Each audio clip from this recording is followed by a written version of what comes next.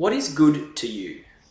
So to me, good is helping other people feel happier and healthier.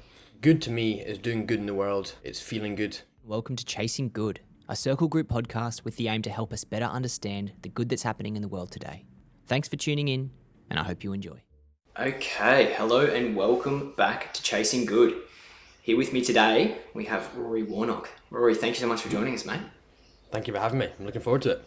Yeah, wonderful, mate. So look, just to, as we like to start off, I'd like to give the audience a bit of a understanding as to your background, what you specialise in as a wellness coach, and kind of your journey to getting here so far. If you could give us a bit of a background, that'd be greatly appreciated. Yeah, I'll try and keep this as simple as possible, even though that question is definitely not, there's not a simple answer to the question. So I am a breathwork specialist. So I specialise in evidence-based breathing tools and techniques to enhance mental health and physical health in a number of different areas, predominantly the corporate space, so workplace, athletes, professional and recreational, medical clinics, and the community. I do a bit of work online as well. I fell into this space. I struggled, and I still have my struggles with anxiety and depression.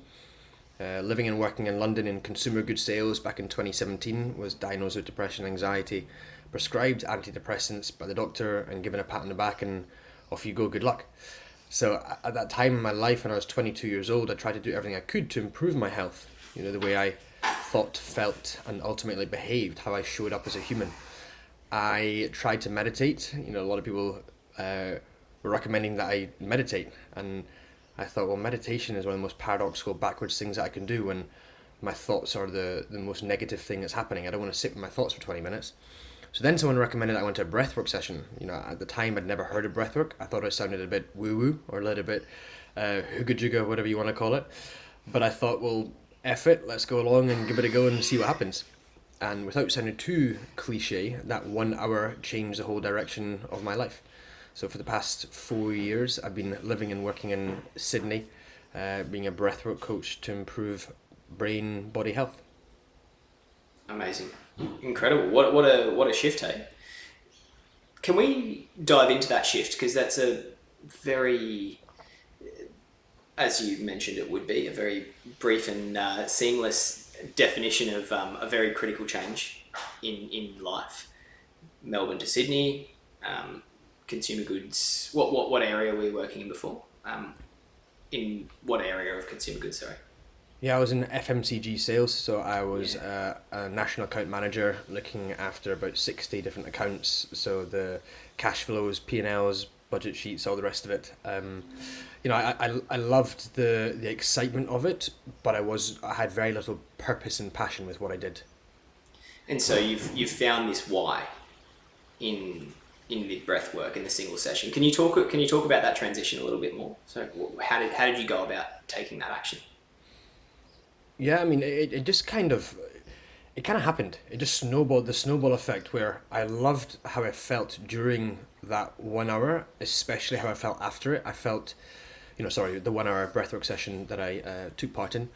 After the session was for the first time in years that I'd felt joyful, I'd felt strong, I felt empowered, I felt worthy.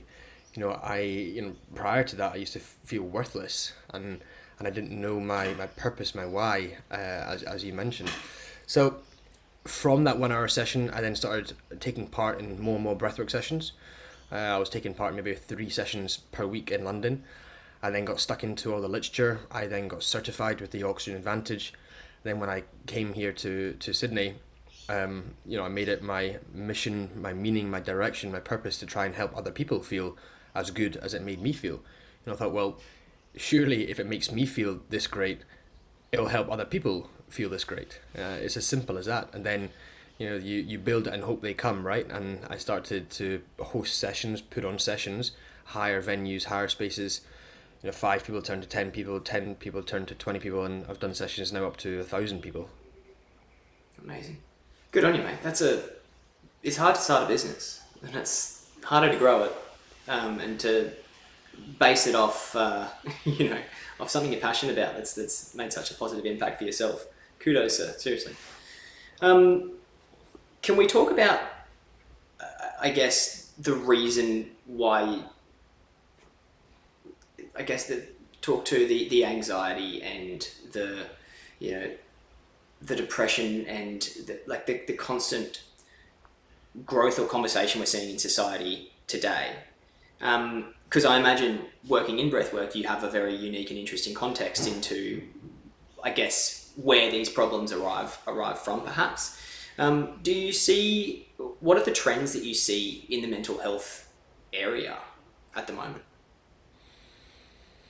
Well, I think there's a distinct lack of direction. You know, a lot of people are just living life by default and not living life by design. They're kind of going with the wind and going with the tide and doing what they think they should be doing rather than what they want to be doing, and what actually makes them happy rather than what they think makes them happy. And I think it takes a long time, whether that's some inward journeys or an soul searching, or a lot of reading, a lot of exploring to understand who you actually are and what life you actually want to live. And I think if you're not living a meaningful, purposeful life, then you'll just get sucked into the trap of society. And you know what a lot of people end up doing in society is living for the weekend, living for the booze at the weekend, and then just getting completely rat-arsed, and then next minute it's Monday again, and it's just a vicious cycle. You know, I feel extremely grateful, and I'm very appreciative that, you know, I have 7 days in the week, you know, 365 days in the year, and everything just blends into one. You know, I get to have great conversations with great people like yourself. I get to meet amazing people in various spaces, industries, places, and just to improve health. But I do feel, you know, social media is another one, to answer your question. I see that a lot with kids. You know, when I was 22, I had very little understanding of what depression was. Now in schools, kids the age of 13, 14, 15, 16 are anxious and depressed. You know, I didn't know what that was. You know, I went to a great school in Edinburgh, but, you know, we didn't really have psychologists or on-site psychiatrists. But, you know, a lot of these schools in Sydney do. So, yeah, I think to answer the question in a bit more of a simple sentence, I think social media is can play a negative part in mental health. I think the pressures of society can play a negative part in mental health. And also lack of direction can play a negative part in mental health. Fantastic answer. Thank you for breaking that down as well. If we're looking then at breathwork specifically, and obviously it's made such an incredible impact for yourself, can we talk about the science behind breathwork a little bit, and what it looks like to focus on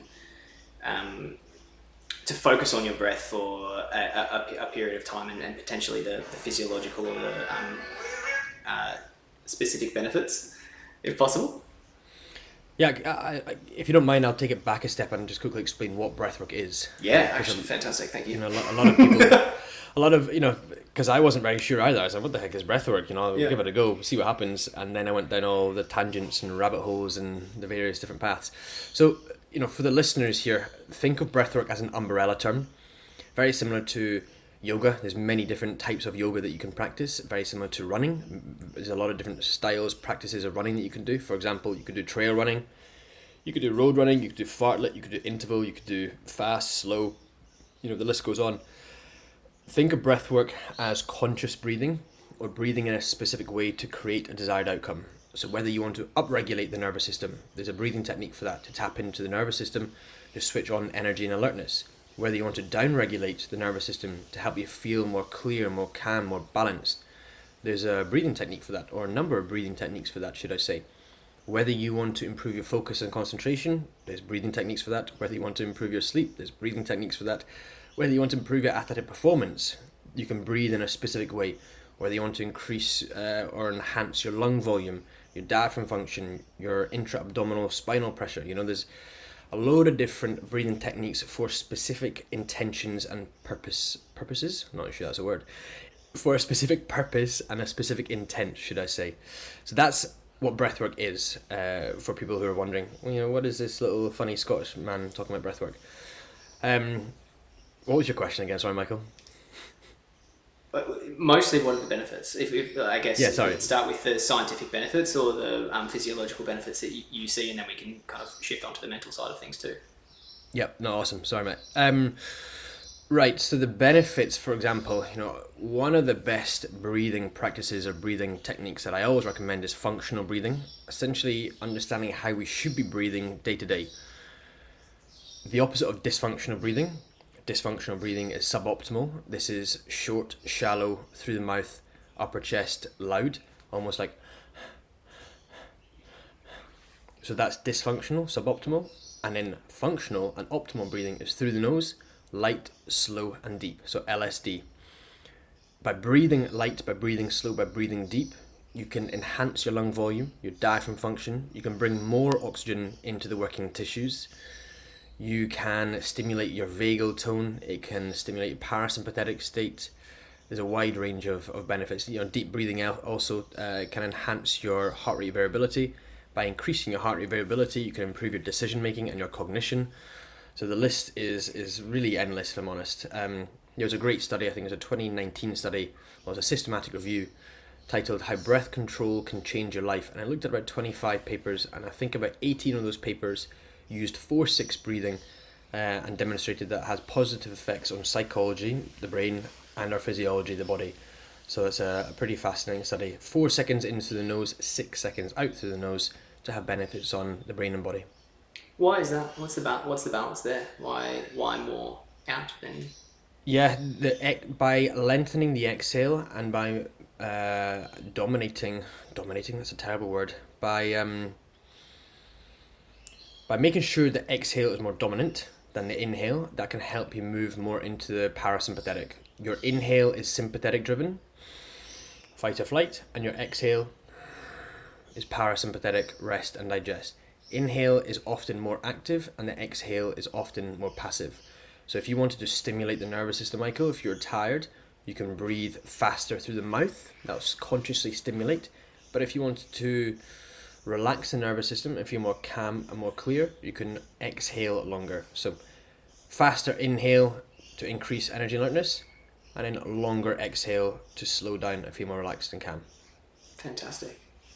And so obviously you've started this, you've had this incredible experience with yourself, and you've seen a bit of a transformational journey from a mental state for that. What I absolutely love though is how you've then taken this experience and you've had this then shift to psychology into, well, this has changed my life, now it can change somebody else's and I can help other people too. And this is the trigger I love about people in general. It's the innate need to help other people, or I have the ability to help, therefore I almost should. Can you talk to me a little bit about that decision and how that has, and how you potentially made that decision, what working through that decision looked like, and effectively how it's helped you in life in general since? Yeah, I feel like it's almost quite a selfish, selfless act. I have so much joy and happiness and excitement by helping other people feel good. It's a positive circle, right? For no better word. If I can do a breathwork session with you, Michael, and you have an amazing experience, it makes me feel happy. I can sleep well. You've had a great experience. You can sleep well. So it's just I see it as a win-win.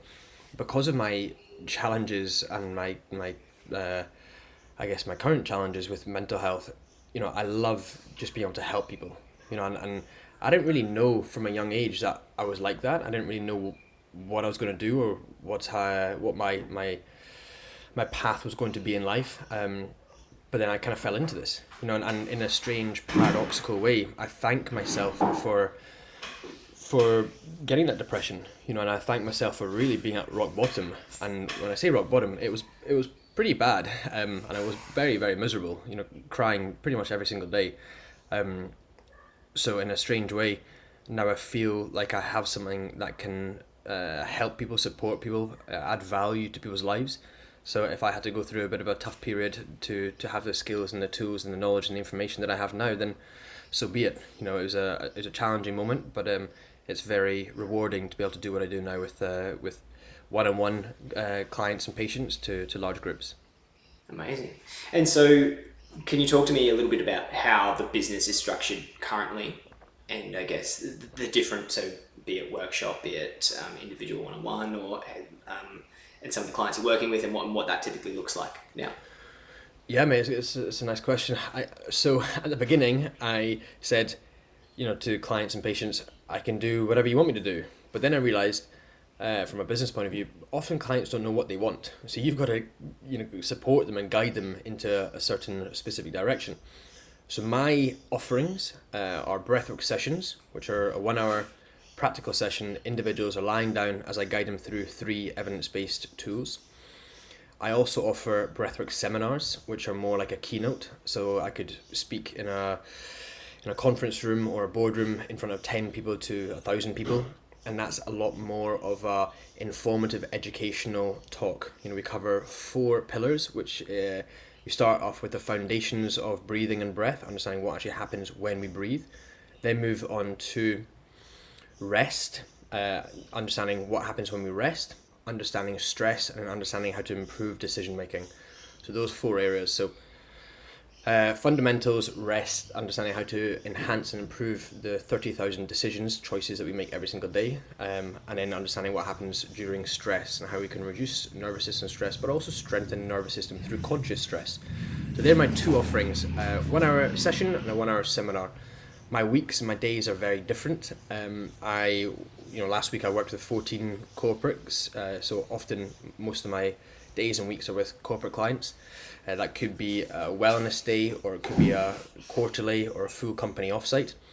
I work with various brands as well at various events. There's a health and beauty event at Carriageworks, so I'm doing a 10-minute breathwork session there with 500 people in next week, I think it is. And I also work with athletes. So yesterday I worked with a female boxer, 25 years old, who's going for the Australian title. And then I'm working with the Sydney Swans for the 3rd year in a row, which is awesome.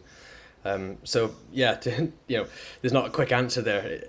Every day, every week is so different. I also work with patients at Singulum Health, which is a neurological health clinic here in Sydney and Rosebery. So working with patients with severe anxiety, depression, OCD, PTSD, anorexia, bulimia. So the psychiatrist, psychologist will refer the patients to me, and then I can support them through breathwork. I love hearing the journey of starting from where you are and then talking to the scale at which your different service offerings have been built out, and I imagine matured, and creating these different skill sets along the way to service these different areas, because it's not just as simple as breath work at the end of the day, or teaching breath work. There's multiple mechanisms that sit behind this passion that you've had to upskill in to add this value to these people. I'm keen to understand a little bit more about the wider impact around breath work and what you see as what has been the primary or one of the most consistent things or pieces of feedback that you've been at, that your participants or people you've helped teach have come back and said, this has made that kind of positive impact in my life? Well, often at the end of the sessions, when we're relaxing and coming back into kind of reality, call it for no better word, I'll ask people how they feel. I'll ask, just give me some words. How do you feel? And the words that come up remind me the reasons that I do it. So, yesterday I did a session. People said joyful. People said free. People said euphoric. People said light. People said they had vivid memories and almost hallucinations. Thinking of certain people in their life. So the ability that we can do that just through breathing within an hour period is incredible. I love to see people happy, and people smile. There's often tears, but tears are a good thing. Vulnerability is strength, and I love to see men and women in that place, in that state, knowing that they're doing something positive for the brain and body. So I guess the reason that I do it and it solidifies why I do what I do is just the reactions that we get after the sessions. But it's hard, breathwork is an active practice. It can often be challenging. There can often be resistance that comes with it, just like any form of mental health or physical health practice. Therapy is challenging, running is challenging, lifting weights is challenging, yoga is challenging, breathwork is challenging. It's hard, but the biggest reward that we feel as humans is when you put the most effort in. More effort equals bigger or better or greater reward. Is that related to the discipline of continuous activity, would you say? What do you mean? So would you say that the discipline of continually following through and doing breath work on a daily basis or a weekly basis, that's where you'd see the most value? Sorry, I understand. Yeah, I think consistent practice is the way to improve as humans. If you can be consistent, and repetition over time will give us the best and the greatest rewards over time. I'm not saying that we have to do 45 minutes every single day, but little and often I would always recommend. I'll do between 5 to 10 different practices every day, but that could just be 2 or 3 minutes. I'm not going to do 45 minutes every single day. I'm a human. Life can be busy at times. What would you say if there were habit stacking is a piece of the puzzle, which definitely makes things easier for people? When would you say is a good time to implement a breathwork technique on top of another habit? Yeah, lovely. It's something that I often recommend is habit stacking with your teeth. We do our teeth twice a day, morning and night. Well, I do, and I hope you do too, Michael. So habit stack 5 minutes to 10 minutes of breath work, either before you do your teeth or after you do your teeth.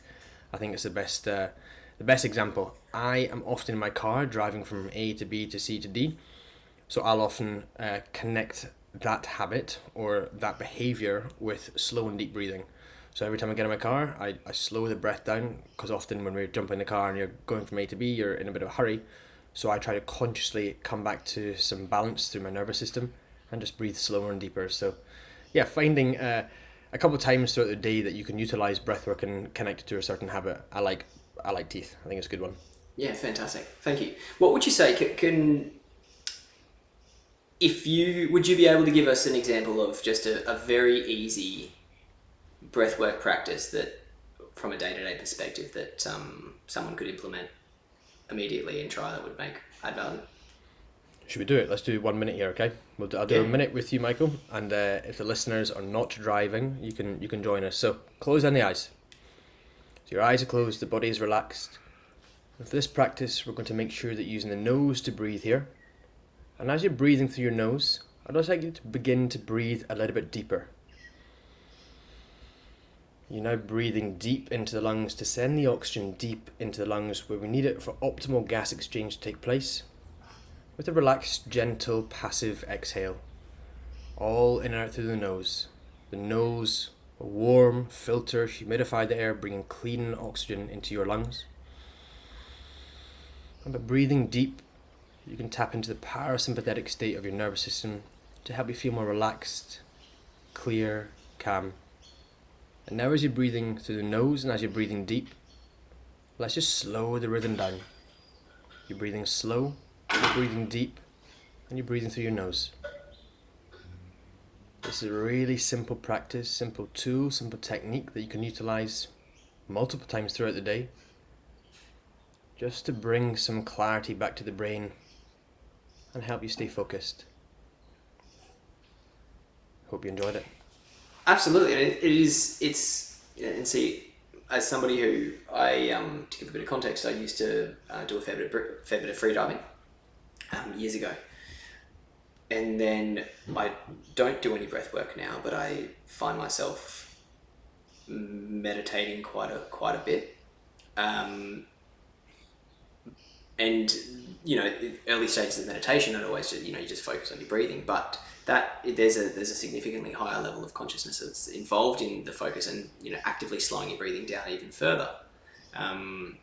It does create an immediate immediately a more relaxing state. I would love to know the data of just how much positive impact there's been behind, from a single session. What's the ripple effect of that? And that's obviously something that you'll never really truly be able to know. Well, I guess, sorry to jump in, Michael, when I do corporate sessions, I send out a little form at the end. I think it's a Google Sheet or Google form, I can't remember what it's called, but it's just a little questionnaire, about 10 questions. And the questions are very simple. Subjective, how did you feel before the session? 1 to 5. 1 being terrible, 5 being fantastic. Often people are between kind of 2 and 3. I felt alright, feel kind of average. How did you feel after the session? And the bar graphs are 4 and 5. So it's pretty amazing just to see the subjective measurements of how people feel and how they think they feel. From before the session, it's kind of 1, 2, and 3. After the session, it's 4 and 5. So that sort of data to me is pretty gold. Where do you want to take this? To the moon. Pardon me? To the moon. To the moon, yeah. Yeah, like what's the end goal? If we're talking about, you've got a beautiful why of helping people and make a difference, and you've got a wonderful what. Let's be real, it's incredibly powerful. How about where? How far? Yeah, as far as I can go. I wouldn't ever have dreamed, 2 or 3 years ago that I'd be doing what I do now and working with the clients and the patients that I work with, and supporting the volume of people that I support. So you just got to keep going. There's a load of different ideas in my head and a load of conversations I'm having, and I want to be able to get on some planes, and help. There's all the in-flight entertainment. So I want to be on the in-flight entertainment and be supporting people through breathing. I have a fear of flying, and I always do breathwork on the planes. So I think it's quite important. I want to be working with more apps. I want to be supporting people in more medical clinics, more charities. So there's so much more that I can do. I feel like at the moment, I'm a one-man band at the moment. I'm aware of that, but as work demand grows, I will grow with that too. So yeah, there's I feel like I'm scratching the surface, and there's still a huge amount that I can do to support more people. And at the end of the day, that is all I want to do. It's changed my life in so many ways. It continues to change my life in so many ways. And I just want to add value and help people live a happier and healthier life to feel more fulfilled. That is as simple as that. I'm a simple man. I have a simple reason, but it has a huge impact. Why is that? Why do you want to do all this good? Because I think it makes me feel fulfilled from a personal level. It makes me feel fulfilled, and it makes me feel like I'm making a difference. I'm adding positive value to people in this world. Again, I struggle myself, and if I can help people enjoy their time on this earth a little bit more, then that's great. I want to just I want to help. If we're shifting on the why, and we talk about the trends that you see with your patients, because again I dive back to this context that the kind of unique context that you get from a bit of a mental health perspective, a bit of the breathwork journey.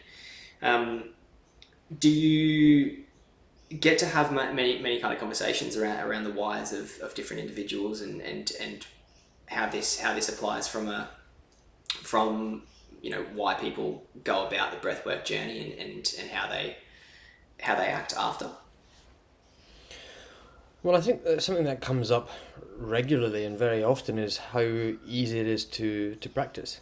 It's accessible 24/7. We breathe over 25,000 times a day.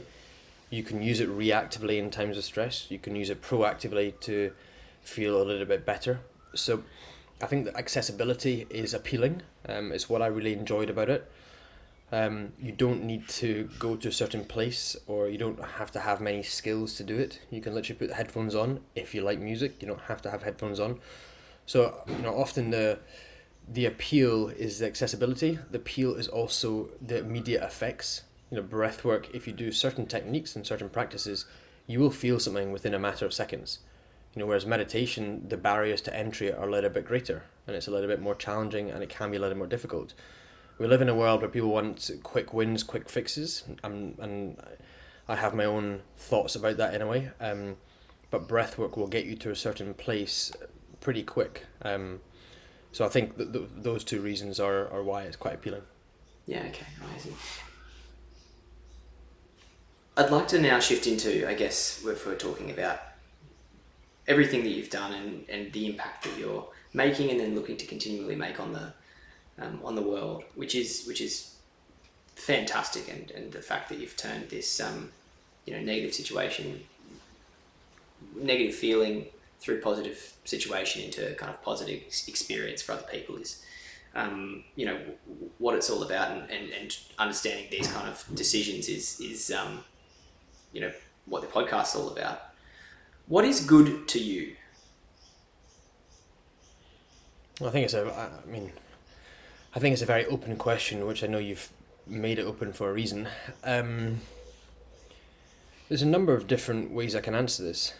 You can do good, you can be good, you can feel good, you can look good. Good to me, personally, is doing good in the world. I love, as you know from this conversation, I love to help people. I find that exciting, I find that fun, I find that joyful, I find that very fulfilling. So to me, good is helping other people feel happier and healthier.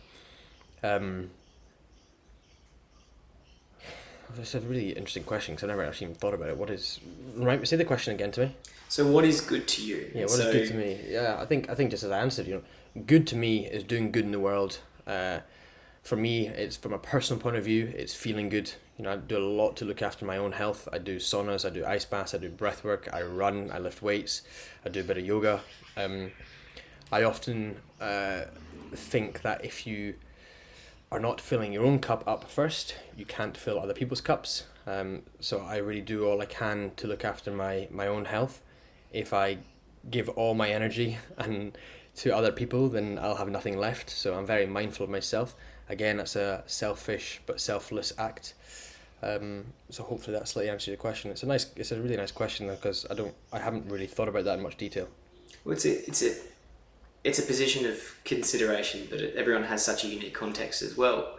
And it's interesting how you've applied it to the breakdown of yourself versus kind of helping other people. And this like selfish to selfless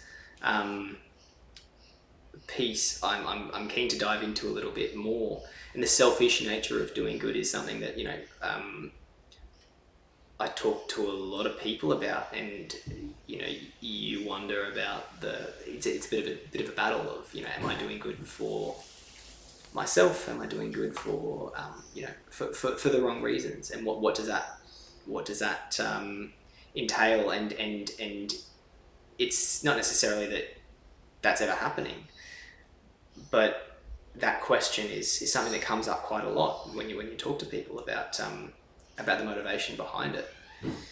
What do you think if we're talking about motivations to do good and you mentioned kind of looking after yourself and filling up your own cup, what do you think would be your core motivation outside of kind of feeling good for yourself?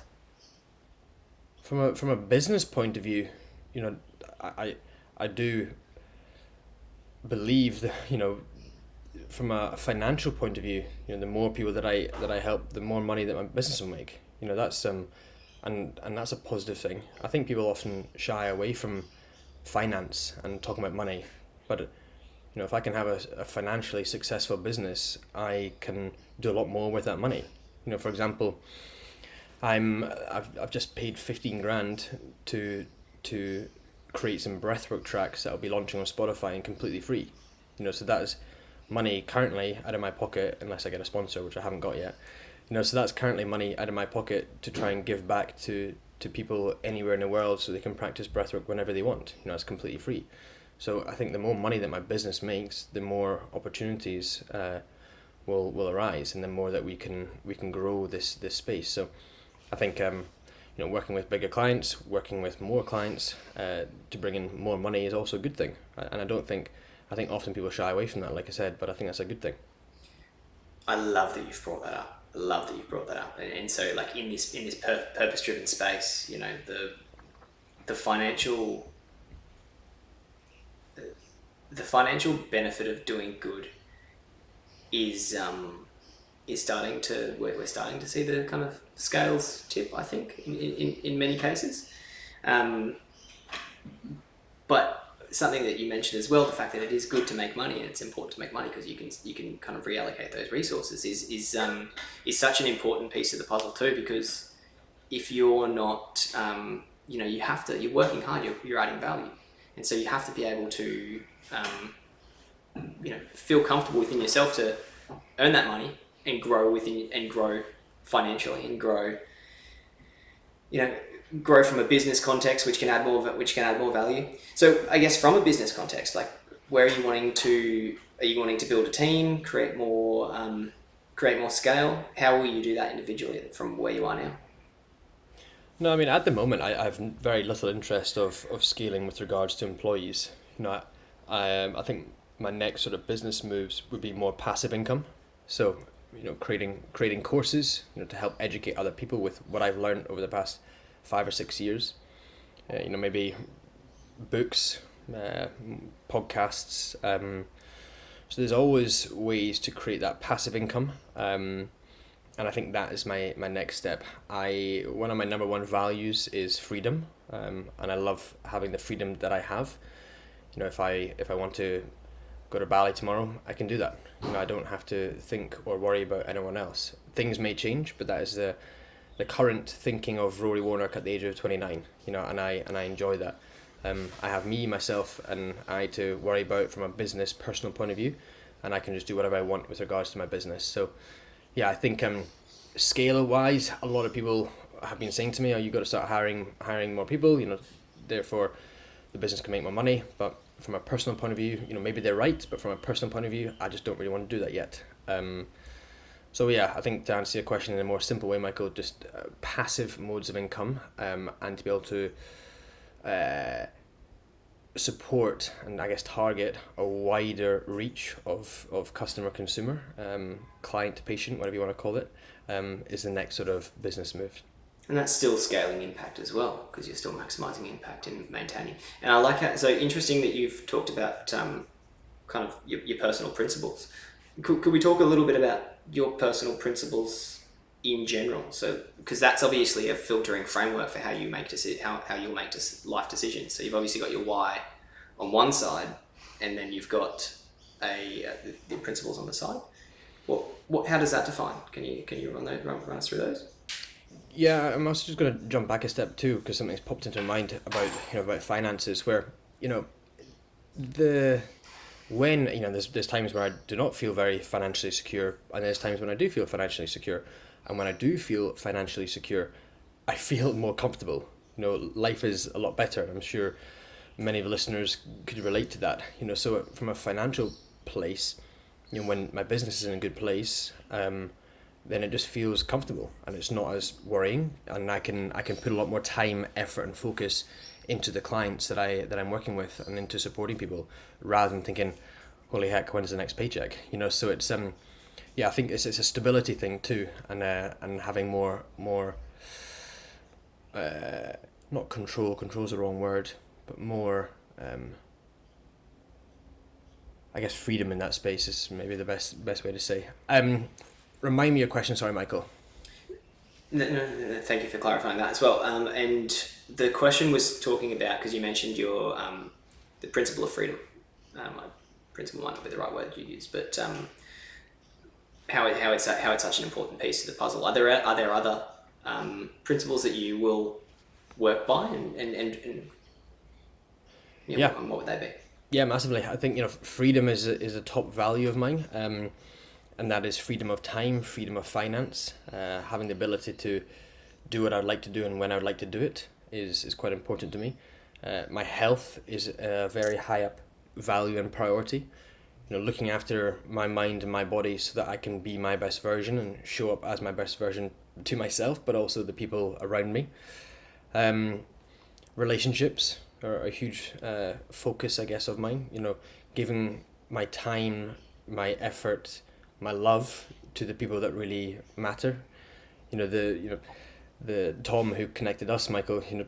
I hold my friends very close to my heart, and I'm very aware of those relationships, and I always want to keep them close. It's often challenging to find good people, and then when you find the good people, I hold them close, and I hope that I'm there for them. So I guess freedom, health, relationships, personal growth. Personal growth is a big one as well, to ensure that I'm growing as an individual, growing as a human, reading, learning, listening to podcasts. They're all top values and priorities of mine. And so and the reason I'm kind of highlighting this, right, is because the life that you're living is undoubtedly good. Right? You're looking after yourself positively, from a physical, emotional, spiritual, and financial perspective. You're also making impact with the work that you're doing, and you're helping other people. So it's interesting to dive into. These are the values and frameworks that you look at when you're making a decision. Saying, for instance, if I need to go to Bali, freedom is important. And so from a day-to-day perspective, aligning these values with your why helps you create that. So the fact that you're saying, I don't want to bring on staff right now, and these are why. Would that be an individual? Would that be an immediate decision that you would look through, or do you follow a process upon decision making? And have you structured that intentionally, or is that just kind of how it's happened? No, most of my choices in life are pretty intentional, and I do feel like I live a pretty mindful life, the opposite of a mindless life. I'm very aware of who I am, who I want to be, and the life that I want to live. I take a lot of time to think. I'm often on my own because I don't work with anyone, so I have enough thinking time to ensure that I'm living a very intentional, purposeful life. So yeah, to answer the question very simply, a lot of my choices, most of my choices, come from a place of thought. And with that, creating that time to consider and create, is that how did you go about designing this life? Was that did you follow a process, or did you? Yeah. Well, I guess back in London, it probably started back in London when I was moving out of consumer goods. I left a full-time role when I was about 24, and then I freelanced for a number of different companies, but I charged a daily rate, and I worked 3 days a week, and I got paid more than I did when I was working 5 days a week. So that gave me a first glimpse of, I think, freedom and understanding, wait a minute, I can work less time here, but make more money than before, which I think I quite enjoyed, because then I had more time to go practice yoga. I had more time to read breathwork articles. I had more time to catch up with friends. So it's for me it's a real balance of living the personal life that I want to live and do all the things that I want to do, but then also creating and building a business to support a lot of people. I do a lot of running, and I compete in ultra marathons too, and I love traveling the world and doing that. Last year I competed in Chile. Next year I want to compete in the US, maybe Saudi Arabia, Mongolia. So having the ability to kind of pack my bags, these races are not cheap as well. So packing my bags and going to compete in these races really fills up my cup, and then I can come back and continue doing what I'm doing. I do live a very strange life though, I'm aware of that. If you could give yourself, let's say 19-year-old Rory is sitting at a table across from you, what would you ask? Or what would you say? I would say just try stuff. I've got two little brothers. Well, they're younger brothers, not little, they're bigger than me, but they're younger. And I always say to them, just do stuff, try stuff, read books, listen to podcasts, do as many jobs as you can. I started off, being giving out flyers for nightclubs when I was like 17, 18 years old. Then I started working in bars, then I started working in hospitality, then I started doing various work experience in advertising and marketing and consumer goods. So just try a load of different industries, try a load of different work, meet a load of people, network, and you'll find something that you enjoy. Often we just pigeonhole and say, right, I'm going to leave school, I'm going to work in finance. You're not really giving yourself much opportunity to learn and to grow and to develop as a human if you're just pigeonholing and saying that you're going to do what your parents did. So I think just do as much as you can, explore life, explore who you are, be open-minded, have a growth mindset, don't be fixed, and enjoy everything that life has to offer. The enjoying life as you go is such a and it kind of reverts back to the living consciously as you have highlighted before, and it's such a funny, it can be such a funny paradox that you can find yourself in, where you can live consciously and create a habit of happiness and happy thoughts.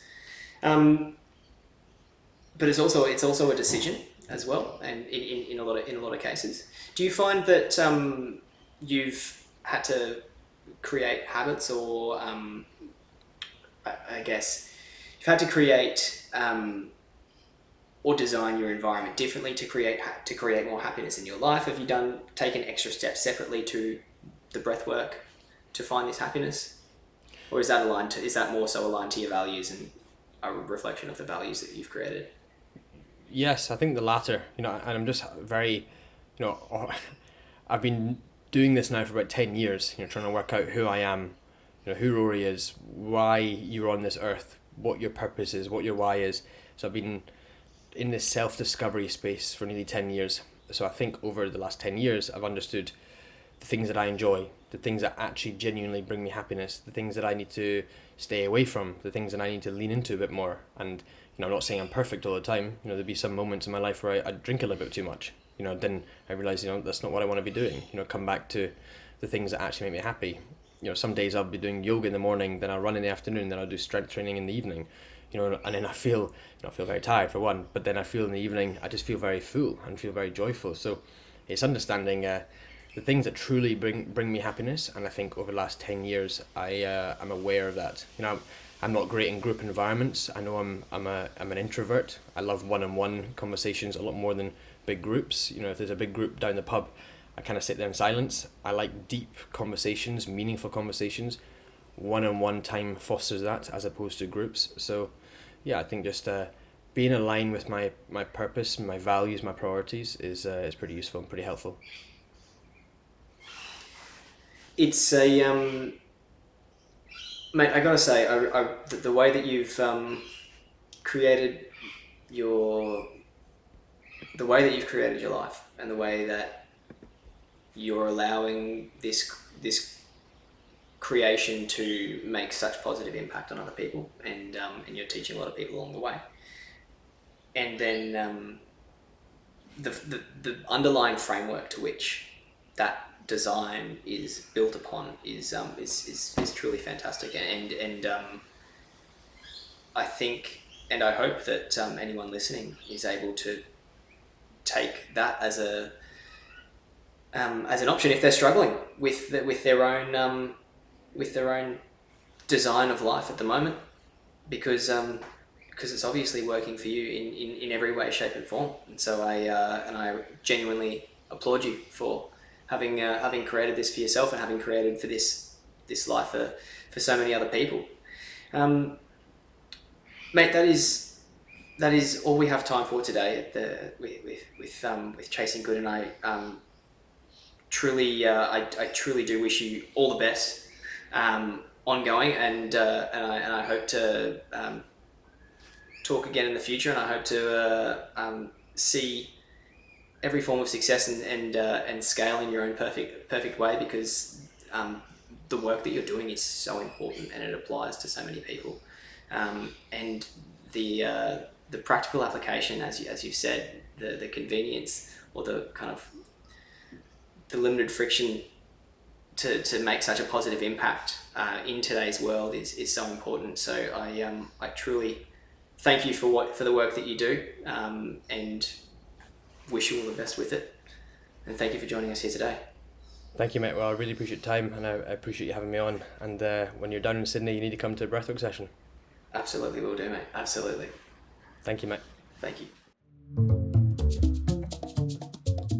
Thanks so much for listening to Chasing Good, a Circle Group podcast. Our mission is to shift the world closer to kindness, sustainability, awareness, and action. We hope you enjoyed. Until next time.